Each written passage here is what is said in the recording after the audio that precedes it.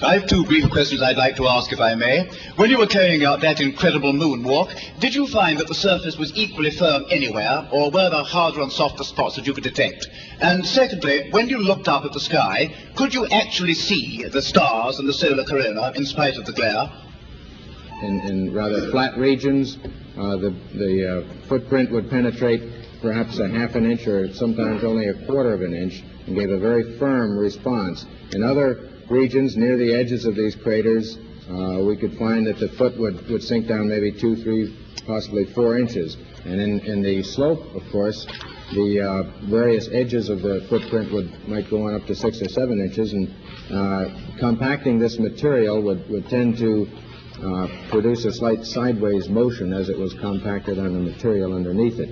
So we feel that you cannot always tell just by looking at the terrain what the exact resistance will be as your foot sinks into a point of firm contact. So one must be quite cautious in moving around in this rough terrain. We were never able to see stars from the lunar surface or on the daylight side of the moon by eye without looking through the optics. I don't recall during the period of time that we were photographing the solar corona what stars we could see. I don't remember seeing any.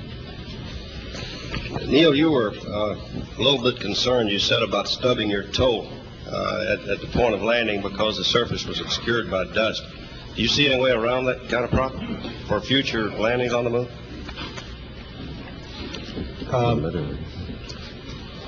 I think the simulations that we have at the present time to enable a pilot to understanding the problems of a lunar landing, that is a simulator and the various lunar landing training facilities and trainers that we have will do that job sufficiently well. Above that, I think it's just a matter of pilot experience. Just for and of course, the little bit of